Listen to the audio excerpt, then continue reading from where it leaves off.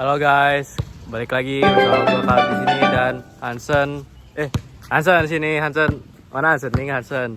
Asik. Hansen lagi main basket guys kebetulan. Ini orang main basket kayaknya nggak masuk-masuk. Sen. Daripada lu nggak masuk-masuk main basket. Sini dulu. Daripada lu dari tadi main basket nggak masuk-masuk, mending kita ngobrol aja yuk tentang kemerdekaan gitu.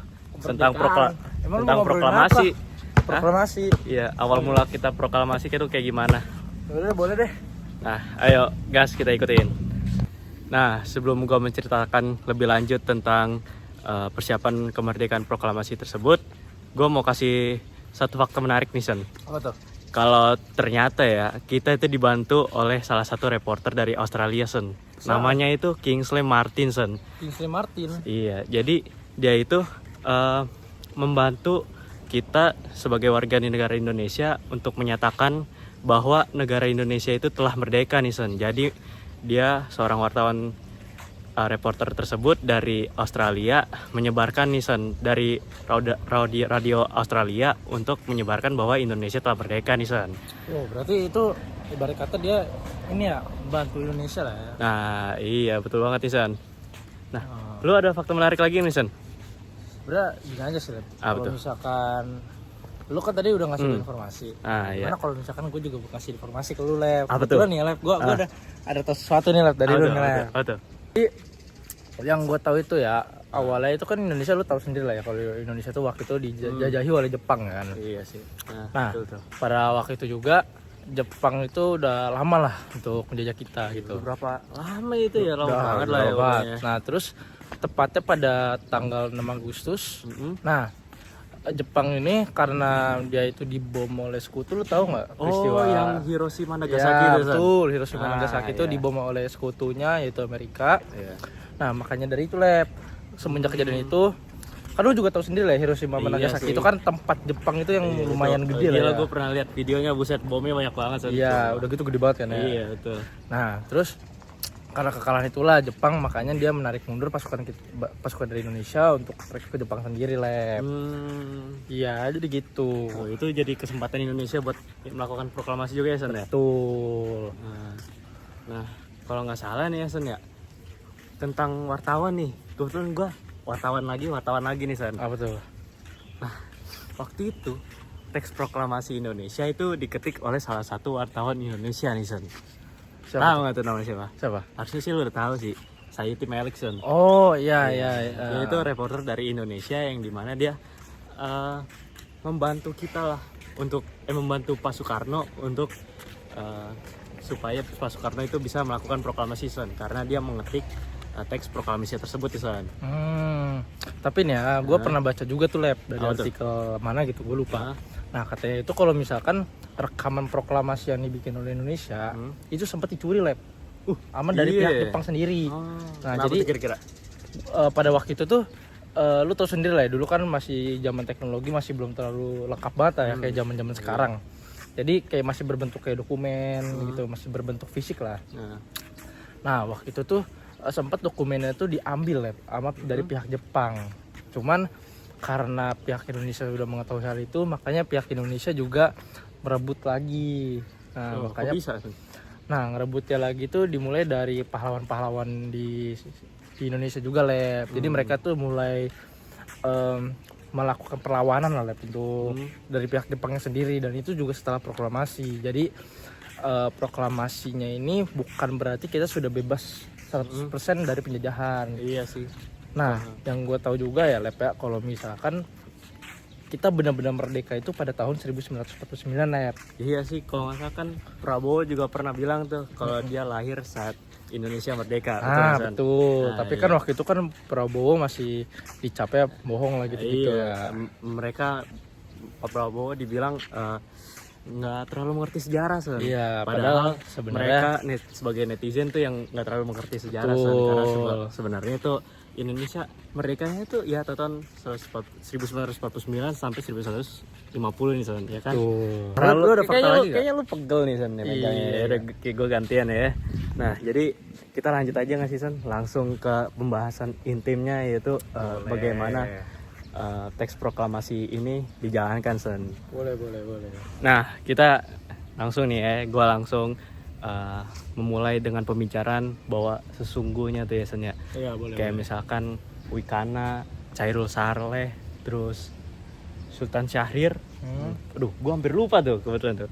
Nah 3 orang itu dan golongan muda lainnya itu sebenarnya mendesak Soekarno dan Hatta dan lain-lainnya yang para golongan tua itu untuk mempercepat proklamasi kemerdekaan Sen. Oh berarti yang tadi Sultan Syahrir sama yang lainnya itu tuh termasuk golongan tua ya, yang udah tua. Lah, golongan muda Sen. Oh. Nah, kalau yang Soekarno Muhammad Hatta baru golongan tua Sen. Nah, tanpa mereka golongan muda ini Sen, itu Indonesia mungkin merdekanya agak lebih lambat Sen.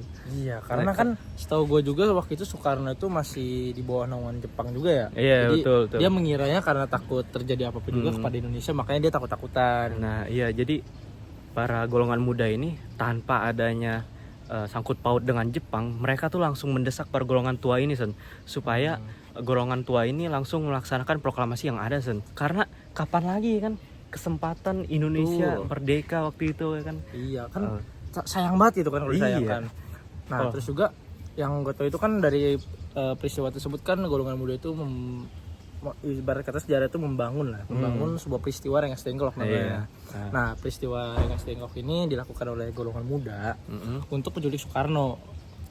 Soekarno dan Hatta. Jadi mereka diculik untuk didesak. Untuk didesak agar pembuatan proklamasi itu lebih dipercepat ya. Segera dipercepat supaya Indonesia itu juga bebas lah dari jajahan Belanda. Iya.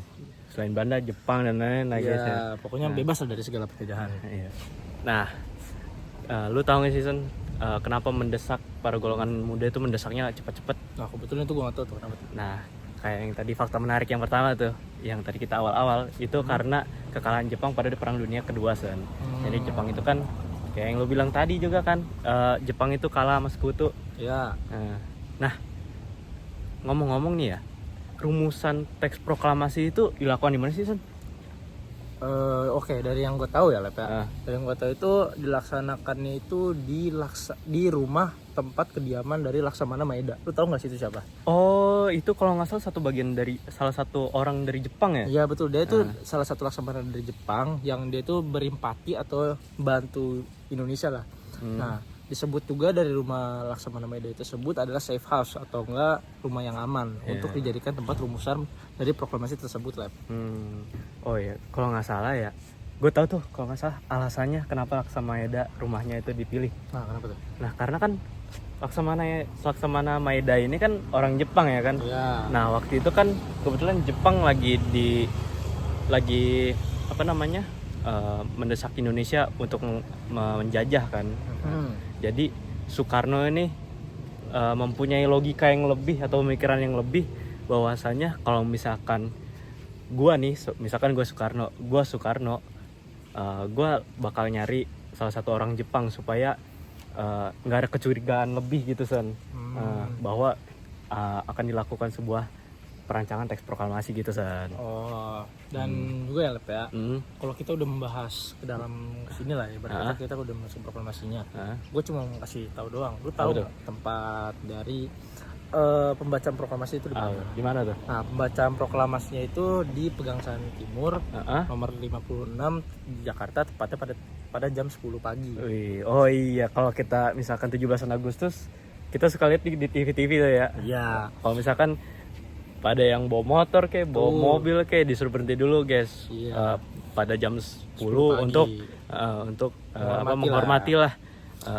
Iya, tapi juga nih ya, yang kita tahu juga kayak lu tadi bilang kalau kita pada 17 Agustus ya, sebenarnya kalau kita bilang kita merdeka atau proklamasi tersebut dibacakan pada 17 Agustus itu benar. Cuman dari fakta yang gue baca juga bahwasannya itu pada tanggal segitu tuh kan pada tahun segitu rekaman itu masih belum terlalu canggih lah sekarang. Jadi waktu itu sempat rekamannya hilang Lep pada tanggal 17 itu hilang. Kok bisa hilang tuh? Kenapa tuh kira-kira? Untuk hilangnya gue nggak tahu pasti, cuman yang gue tahu itu karena hilang tersebut maka Soekarno itu merekam ulang pada tanggal 19 Agustus 1945. Oh, jadi yang selama ini kita dengar-dengar di medsos atau dimanapun itu rekaman ulang ya, Sun? Bukan Iya, rekaman aslinya ya? iya, jadi yang kita sering baca, yang kita sering Gua baru tahu dengar tuh. itu pada tanggal 19 Agustus, bukan 17 Agustus. Dan juga yang dibacakan oleh Soekarno ini belum semua daerah tahu. Jadi ada beberapa iya sih, beberapa hal yang dibacakan Iya, lagi. jadi kayak misalkan daerah Aceh, daerah Sulawesi itu mengalami keterlambatan informasi Betul. akan teks proklamasi itu ya. Jadi ada yang baca lagi lah istilahnya gitu. Nah, ini kita udah sampai di ujung pembahasan nih, Sun. Kebetulan tapi tunggu dulu deh. Gue masih punya fakta menarik nih. Apa tuh? Kalau sesungguhnya bendera merah putih yang dijahit oleh Ibu Fatmawati pada saat itu bukan kain sembarangan, tau Sun. Emang apa? Kain khusus? Coba lu tebak deh, kain apa? Kain mahal dong tentunya. Bukan, salah Sun. Oh, emang apa? Karena waktu itu sebenarnya kain yang dipakai untuk bendera Indonesia pada waktu itu bahannya itu dari ini, Sun. Dari kain spray, Sun. Spray? Iya. Spray yang buat kita tidur itu? Iya, betul. Kenapa tuh? Kok bisa? Karena waktu itu kan kebetulan Indonesia lagi keterbatasan ya kan. Waktu itu juga nggak, kan buru-buru ya, nggak sempet gitu mungkin ya. Nah, jadi Ibu Sayuti itu menggunakan spraynya yang berdasar warna merah dan juga putih. Nggak kayak spray lu warna Batman, warna Hello Kitty. Kalau sekarang kan udah lebih ke anak-anak lah. Kalau dulu kan spray masih polos ya, Sun. Iya. Jadi waktu itu Ibu Fatmawati menggunakan kain spraynya untuk membuat bendera merah putih ini. Iya. Nah, itu tadi lah Keren pembahasan juga ya kita. berarti ya. Iya, Tapi ya kalau ini kata-kata dari gua aja sih ya. apa tuh? Untuk kalian kalau misalkan kalian udah tahu nih dari cerita tadi tuh mungkin emang berat lah untuk menjadi seorang Soekarno, Iya sih, menjadi betul. seorang pahlawan atau masyarakat Yoi. pada zaman itu. Jadi kalian pada zaman sekarang hargailah budaya-budaya yang ada di Indonesia ini. Iya sih, jangan dilupakan Iya ya. betul, karena susah payah banget kan. Dulu pahlawan kita udah berjuang keras gitu kan, tapi taunya kita dari budaya-budaya luar kan kayak apaan gitu kan. Kita nggak tahu budaya sendiri tapi kita tahu budaya Iya, luar. mending kita lebih mengembangkan budaya kita sendiri ya, Sun, ya. Kayak dari ras, suku, nama-nama makanan, pakaian adat gitulah. Ya, lebih dikenali untuk kepada luar negeri ya, Sun. Betul. Nah, itu aja dah. Gue mau bahas doang itu. Thank you ya. Iya, sama-sama, Sun.